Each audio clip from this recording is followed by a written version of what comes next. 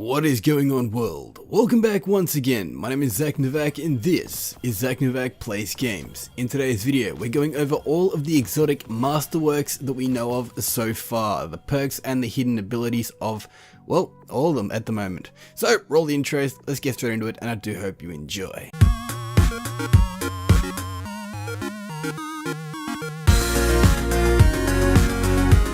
Alright, now before we do get into the entire video, I just want to say I ended up getting all this information from light.gg. I'll have an actual link in the description if you want to go and check it out. It actually just shows you certain mods, perks, and different things that are available in the game of Destiny and Destiny 2. So, check it out if you want to see it. But starting things off, we're going alphabetically from top to bottom, starting things with the Acura Catalyst. Now this thing actually has reload speed of 40, magazine of 40, and its hidden stats are weapon size 50, which is magazine. The perks in themselves also is increased ammo reserves. So this thing was already an ass before when you're in Crucible. Now this thing is going to be an absolute beast of an asshole when it actually comes after you in Crucible. Moving on. Alright, so Borealis is up next. Now this thing is pretty sweet and simple. It actually just gets 20 plus reload speed. That's kind of it. Which I do think actually makes this weapon slightly better. It's, you know, plus 20 reload speed. Who doesn't like reloading faster? Anyway, next up we have the Cold Heart. Now this thing actually receives 20 plus stability and a 20 plus reload speed. So in other words, it's going to be a little bit better than what it was. Not entirely amazing, but still really good. We also have the Colony. Now this thing gets plus 10 magazine and plus 30 weapon size, which its perk is a deeper pocket, so it increases the ammo reserves. Now having this in Crucible is amazing at the moment, but having it with the actual, you know, Exotic Catalyst perk on, holy jeez, this thing is going to be a beast. Having that many actual, you know, grenade tracking spider droid things, it's just going to be a lot of fun. Next up, we have the Crimson. Well, pretty simple for this one too. It gets a plus 20 range. So the Crimson in itself is a pretty good hand cannon, but the range fall off is crap at the moment. With this plus 20 range, I do actually say this thing could be very viable in PvP and potentially really good in PvE. Next up, we got, dare I really call it a sniper? The Darcy in itself. It receives a plus 20 stability. Pretty plain, pretty sweet. Next up, we got the Fighting Lion. Now this thing actually receives a 30 plus on reload speed, as well as the perk Chimera, which after this weapon fires, equip kinetic and power weapons gain a brief period of increased handling and precision damage. So, I will have to say, this thing actually combined with certain heavies may be really freaking good, and definitely good with a high-powered auto rifle. Next up, we've got the Polaris Lance. Now this thing is a beast at the moment, but getting plus 20 range as well as a plus 15 aim assist, hidden hand as its perk. So, you know, better target acquisition. This thing is going to be fun. Hard Light. Well, it gets plus 25 stability because this thing fires like a hose, and potentially this may actually not make it fire like a hose and potentially be even better than what it is at the moment, but we never know until we see it. Next up though, we've got the Huckleberry, the new exotic from this DLC.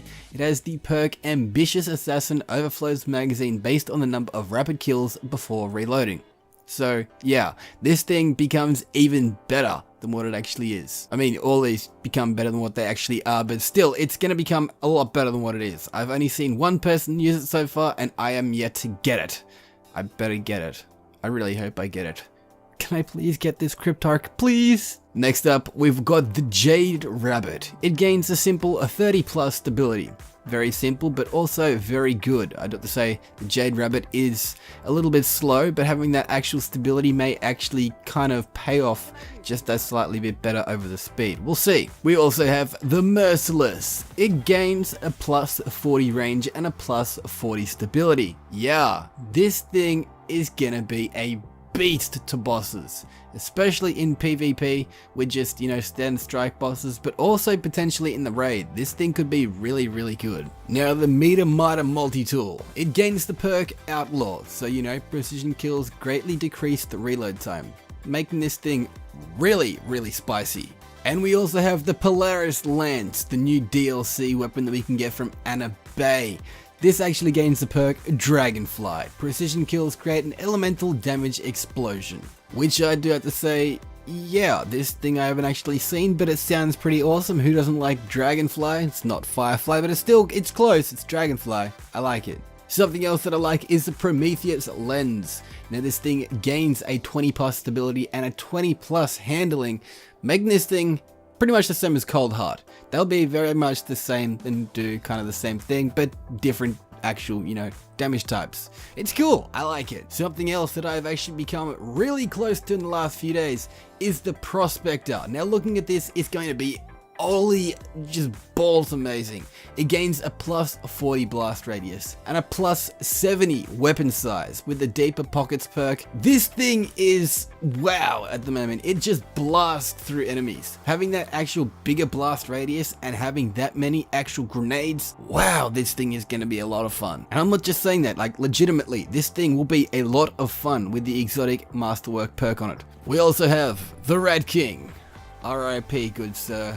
It's unable to be used at the moment because Bungie discovered you could actually use it to glitch through the raid, which not good, very bad, very bad. Anyway, it gains a plus 20 aim assist as well as a plus 20 recoil direction and the perk Infestation, which improves aim assist and the recoil direction as well as refreshes health on Vermin Invisibility trigger. So yeah, that's gonna be annoying. That's also gonna be really freaking cool if we kind of get it back and it's got those perks, but things change up a little bit. We'll see what happens with it. Next up, we have the Risk Runner. Pretty simple with this one. It gains a 30 plus on range. So yeah, more range for Risk Runner. That's cool. Skyburner's Oath, it also receives the same treatment with a plus 30 range, which I do have to say, having both of these with slightly more range is going to be kind of cool. Especially Skyburner's Oath being a really good scout rifle at the moment, it's going to be even better. We also have the D1 weapon that has come to D2, which I really hope we're still able to kill ourselves with, the Sleeper Simulant. 75 plus on charge time as well as accelerated coils. It speeds up the weapon charge. So yeah, this thing is gonna be like a laser beam that fires even faster. Great. We also have the Sturm. It receives a plus 20 range and plus 40 handling. So this thing actually is pretty nice at the moment. Having the actual Masterwork perk on it will make it seem very, very slick. And the Sunshot, it also kind of gets the slick treatment. It gets plus 30 range and plus 20 on stability. So yeah, this thing is going to fire a little bit more like a laser rather than a garden hose. We also have the Saurus Regime, which was the first exotic I actually got through the DLC, which I was just like, holy balls, that is amazing.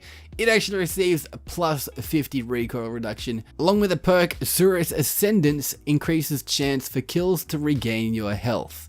So yeah, it's pretty cool. We also have Sweet Business, which its main perk now is Serious Business. When this weapon is fully spun up, the flinch from incoming damage is greatly reduced. So yeah, you're going to be more like a tank than ever. The Telesto, it receives a plus 60 magazine, a plus 40 weapon size with the perk Deeper Pockets, increased ammo reserves to make this thing have even more spiky explodey things. Cool! This is going to be a lot of fun. And the most fun weapon probably on this entire list is the Tractor Cannon. It receives a 70 magazine, which is plus 50 weapon size.